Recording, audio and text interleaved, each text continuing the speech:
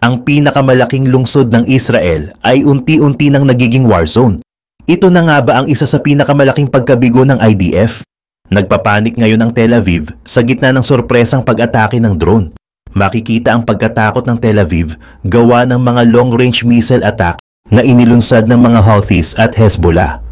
Bukod sa northern Israel, nahaharap din ngayon ang central region sa isang malaking sunog. Ang isa sa pinakamalaking lungsod ng Israel ay muling nahaharap sa panganib. Ito ay sa gitna ng tumitinding two-front war. Ang mga militante ay naglunsad ng 3 attack drone patungo sa Tel Aviv kahapon, October 6. Ang mga drone ay inilunsad mula sa silangang bahagi ng Israel, ayon sa mga Israeli forces. Ito ay naganap sa gitna ng digmaan sa Gaza, kung saan ang Hezbollah ay sinusunog ang hilagang bahagi at ang Iraqi resistance naman ay nakatarget sa timog bahagi ng Israel. Gayunpaman, sinabi ng IDF na naharang nito ang mga drone habang lumilipad ito patungo sa Israel. Naglabas din ng footage ang IDF na nagpapakita ng pagharang nito sa mga drone na nasa himpapawid ng Mediterranean Sea. Sinabi ng mga puwersang pandepensa ng Israel na ang naval warship nito ay nagpabagsak ng 2 drone malapit sa hilagang Israel. At may isa pang drone ang naharang ng mga fighter jet ng Israel malapit sa baybayin ng metropolis ng Tel Aviv. Gayunpaman, ang militar ng Israel ay hindi nagbigay ng mga detalye tungkol sa posibleng pinagmulan ng mga pag-atake. Walang na-activate na alarms at wala ding naiulat na nasawi ayon sa militar ng Israel. Kamakailan lang, nagpaputok ang Hezbollah ng mga long-range missiles sa Mossad headquarters malapit sa Tel Aviv. Ilang linggo lamang ang nakalipas, ang mga militanteng Houthi na nakabase sa Yemen ay tinarget din ang Tel Aviv. Noong ika-27 ng Setyembre, nagpaputok ng missile ang Houthis patungo sa Israel na nag-trigger ng mga sirens alarm sa gitnang rehiyon.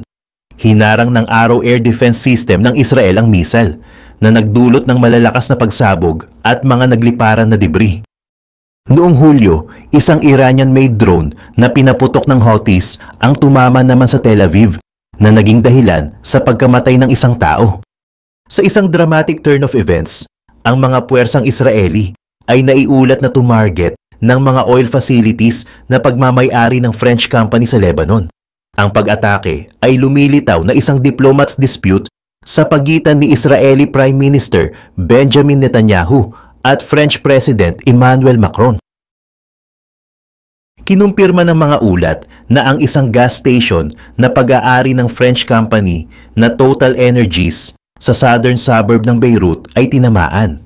Sinabi ng mga nakasaksi na ang pagsabog ay nagresulta ng isang malaking sunog sa istasyon.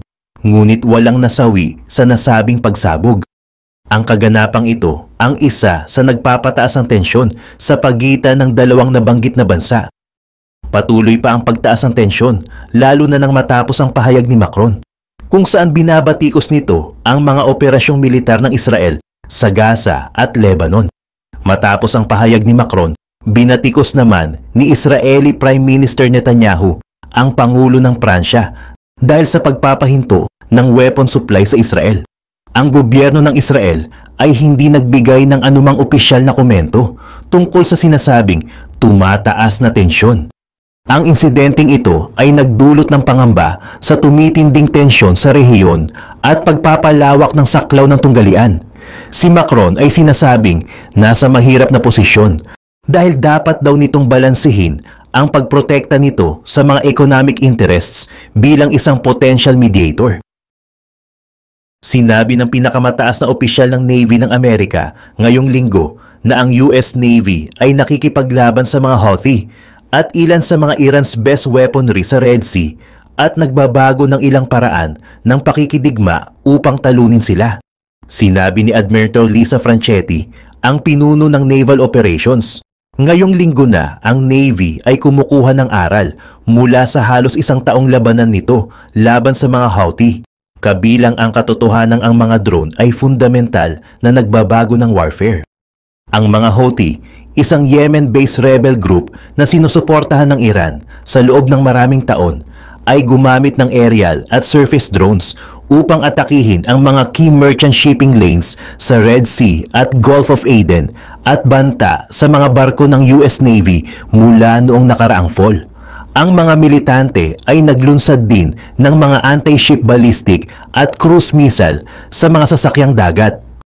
Ang mga US warships at aircraft na in partnership with allies ay patuloy ang pag-intercept sa mga bantang ito.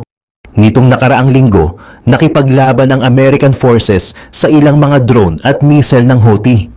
We're continuing to learn, tugon ni Franchetti sa mga tanong sa Wednesday Defense Writers Group event. And again, I'll just go back to changing tactics, techniques, and procedures based on adversaries.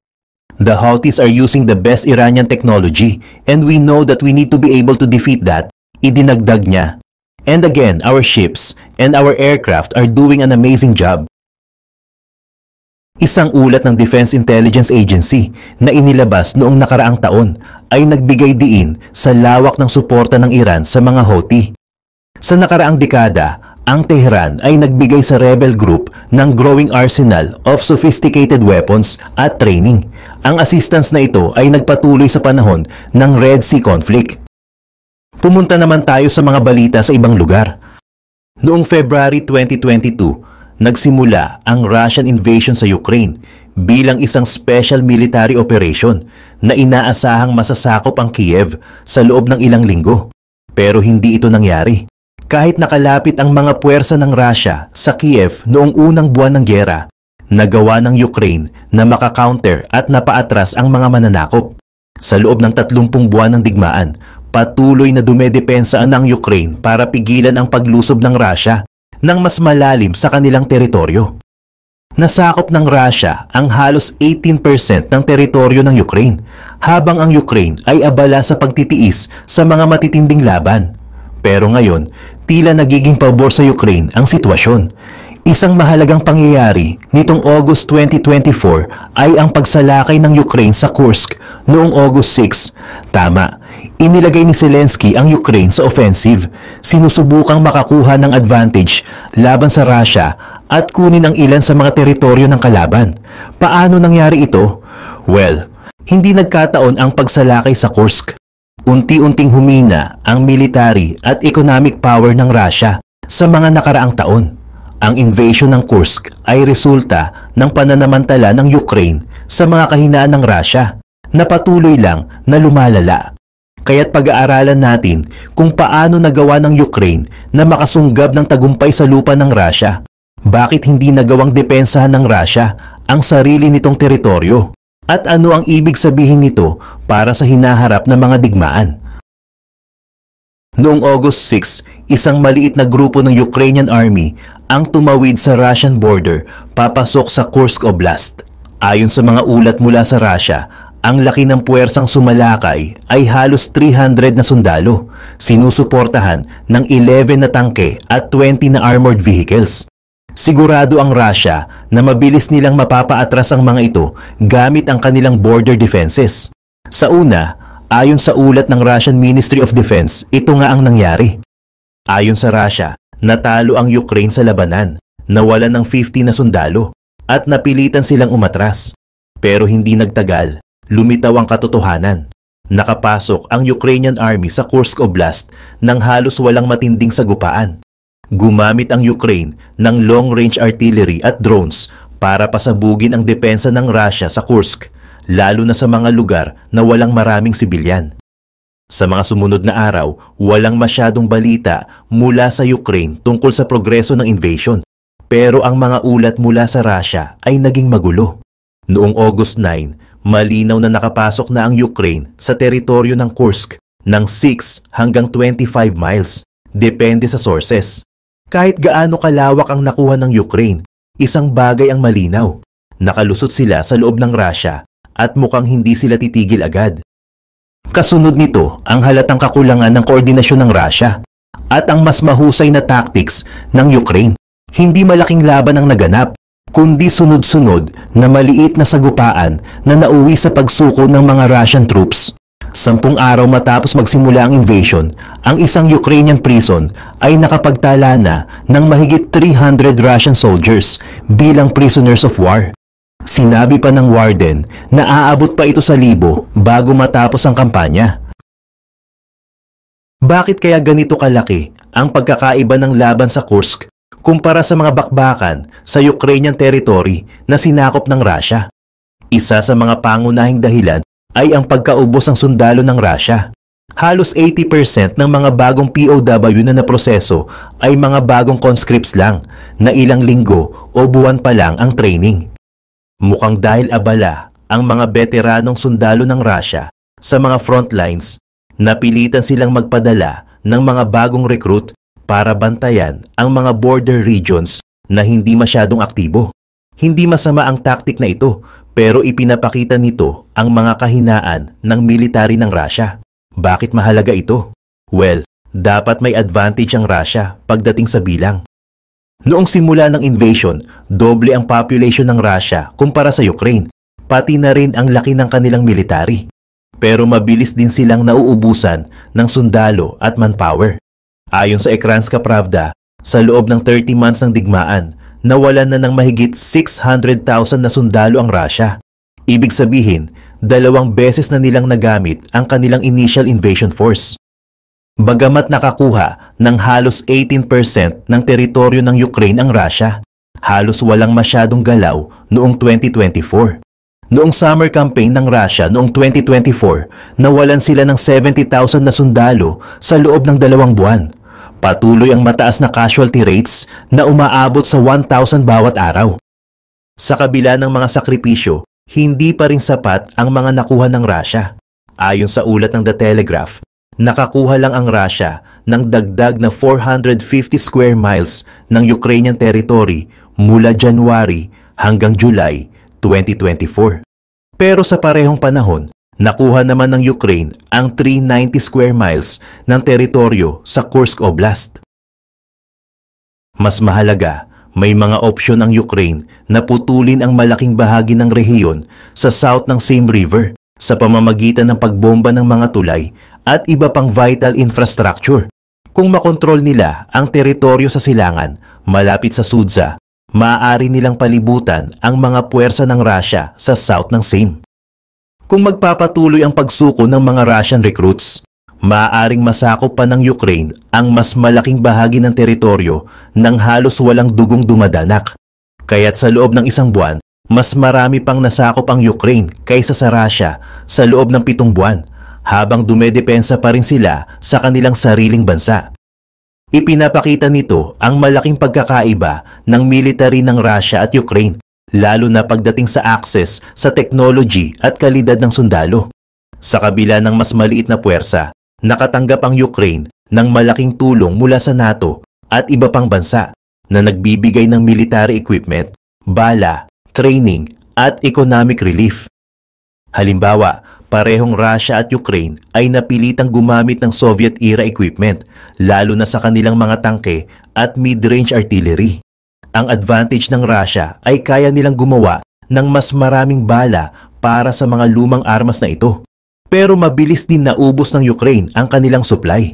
Dumating ang tulong mula sa US at NATO na naghanap ng compatible ammunition mula sa iba't ibang bansa at ipinadala ito sa Ukrainian front.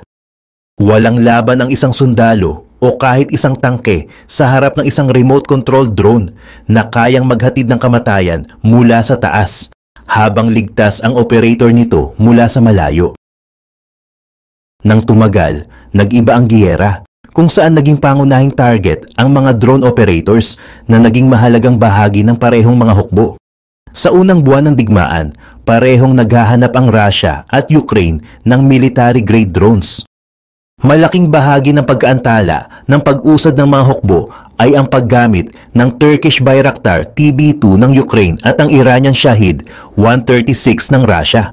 Ang TB2 ay may kalamangan sa US drones dahil halos 6 na beses itong mas mura, ngunit may kakayahang mag-operate ng independent at mag-deploy ng air-to-ground munitions. Nakatulong ito sa Ukraine para maglunsad ng mga matitinding strike sa loob ng Russian territory, pinutol ang supply lines ng Russian Army sa sinakop na bahagi ng Ukraine. Sa panig ng Russia, ginagamit ang Shahid 136 para pilitin ang Ukrainian forces sa pamamagitan ng disposable one-way kamikaze drones.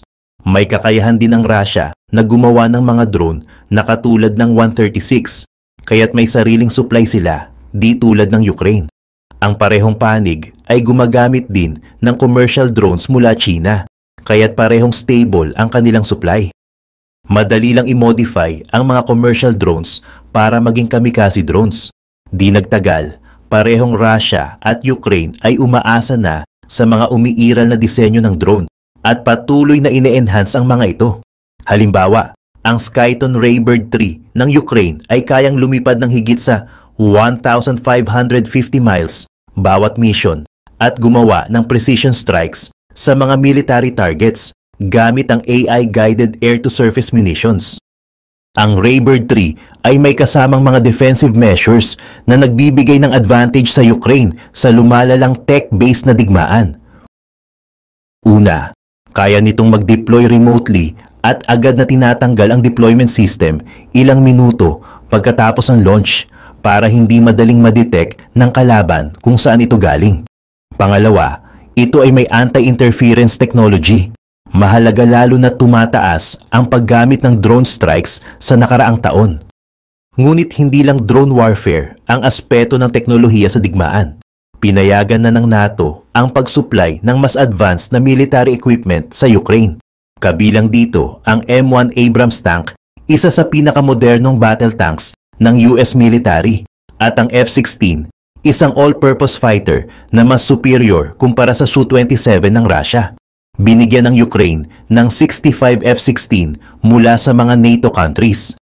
Ayon kay Zelensky, kailangan ng Ukraine ng higit pang 100 F-16 para maging epektibo. Nagsimulang lumipad ang mga F-16 noong August 2024 matapos ang ilang buwan ng training ng NATO sa mga Ukrainian pilots. Ano ang ibig sabihin nito para sa giyera? Sa pagkawala ng mahigit 300 na eroplano at helicopters ng Russia sa nakalipas na 30 months, ang bagong contingent ng F-16 ay magbibigay sa Ukraine ng mas matatag na kontrol sa kanilang himpapawid at suporta sa mga sundalo sa lupa. Ang pagbuti ng air combat at drone capabilities ng Ukraine ay maglalagay ng mas malaking pressure sa ground forces ng Russia. Dahil dito, mas magiging permanente ang mga tagumpay ng Ukraine kumpara sa Russia. Ngunit hindi lang military ng Russia ang apektado sa giyera. Malaking bahagi ng pagbagsak ng Russia ngayon ay dahil ang ekonomiya nito ay masyadong nakafocus sa military efforts, na kinain pati ibang sektor ng industriya. Halimbawa, halos 30% ng budget ng gobyerno ng Russia ay nakalaan sa national defense at military. Higit na mas mataas kaysa sa ibang modernong bansa. Ang Russia ay naglalaan ng halos 7% ng GDP nito para sa defense, kumpara sa 3.5% ng US at 2.7% na average ng NATO. Mas marami silang ginagastos para masustentuhan ang military. Nakakaya ng Russia na maglaan ng ganito kalaking budget dahil sila ay isang malaking supplier ng langis at natural gas. Dati silang pangunahing partner ng EU, pero matapos mabawasan ng EU ang dependence sa Russia, China at India, ang naging pangunahing importers ng kanilang langis. Noong 2022 at 2023, tila mas maganda pa ang ekonomiya ng Russia kaysa sa mga Western countries na taliwas sa inaasahan ng IMF. Sa katunayan, isa ang Russia sa ilang bansa na lumago ang ekonomiya noong 2023 dahil sa mga trade deals nito sa China. Ngunit ang sobrang pagdepende sa energy sector ay may kapalit. Habang yumayaman ang mga nasa energy sector, maraming manggagawa mula sa ibang sektor gaya ng manufacturing at agriculture ang lumipat sa energy, dahilan para magkulang ang manpower sa ibang industriya. Dahil dito, ang China ang naging pinakamalaking trading partner ng Russia sa mga consumer products tulad ng kotse at smartphones dahil mas mababa ang presyo ng mga produkto nito. Sa kalakalan ng langis, ang China ay nakakuha ng natural gas mula sa Russia sa halos kalahati ng presyo na binabayaran ng EU dati. ngunit hindi nagtagal ang ganitong order sa trade. Bagamat tumaas ng 26% ang kalakalan sa pagitan ng China at Russia noong 2023, ang growth para sa July 2024 ay tinatayang 1.5% lang. Bumababa na rin ang imports ng crude oil ng China mula sa Russia ng 7%. Ito ay maaaring dahil sa patuloy na pag-extend ng China ng global trade efforts sa ilalim ng Belt and Road Initiative na nagbibigay ng access sa Middle Eastern oil. Kapag natuloy ang Belt and Road Initiative ng China, maaaring bawasan nila ang pag-import ng langis mula sa Russia. Kapag nangyari ito, halos wala nang bibili ng langis mula sa Russia na magdudulot ng malaking dagok sa kanilang energy sector na siya ngayong bumubuhay sa kanilang ekonomiya. Dahil lumipat ang mga tao mula sa ibang industriya papunta sa energy, mas lalong masisira ang ibang sektor ng ekonomiya ng Russia. Isa pang malaking hamon sa Russia ay ang emigration. Agad-agad pagkatapos magsimula ang invasion noong February 2022, marami sa mga Russian citizens ang nagmadaling umalis sa bansa para umiwas sa draft o sa mga pulisya ni Putin. Ayon sa mga estimates, halos 200,000 na katao ang umalis sa unang ilang buwan ng giyera. Pagsapit ng dulo ng 2022, halos 1,000,000 na ang umalis na Russian. Ayon sa Alfa Bank ng Russia, halos 1.5% ng workforce ng bansa ang nawala dahil sa immigration.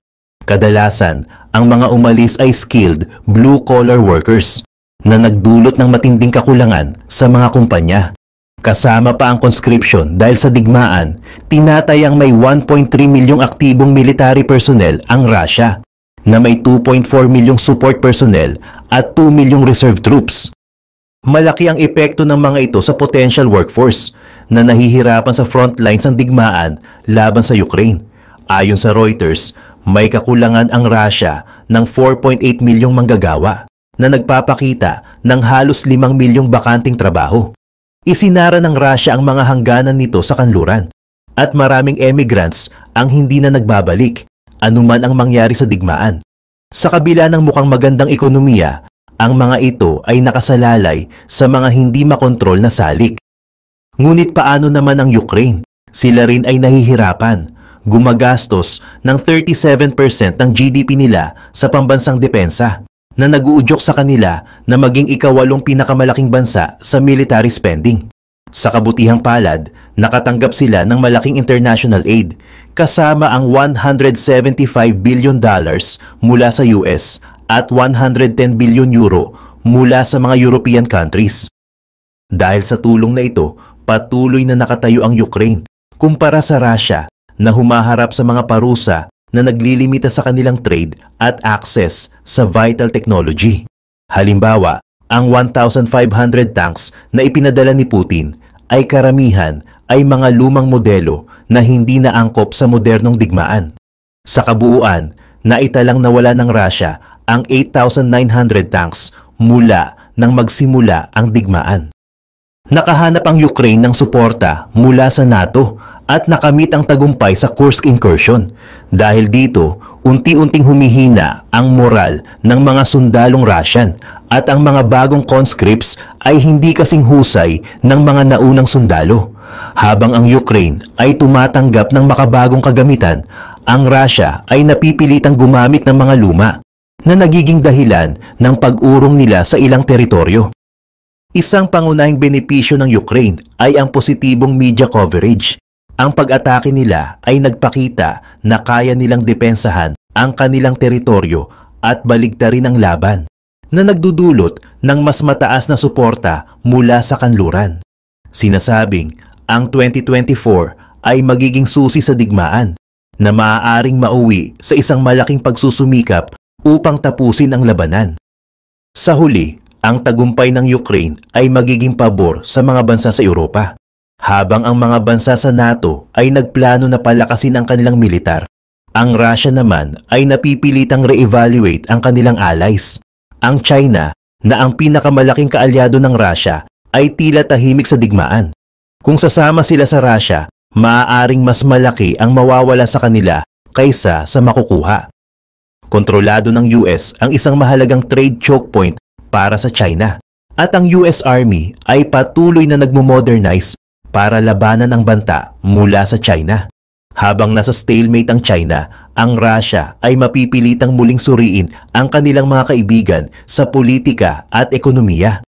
Sa suporta ng nakararami sa mundo para sa Ukraine, ang Russia ay maaaring makaharap ng espesyal na operasyon mula sa NATO upang tapusin ang digmaan. Ano sa tingin mo? Gaano katagal ang digmaang Russian-Ukrainian at paano ito magtatapos?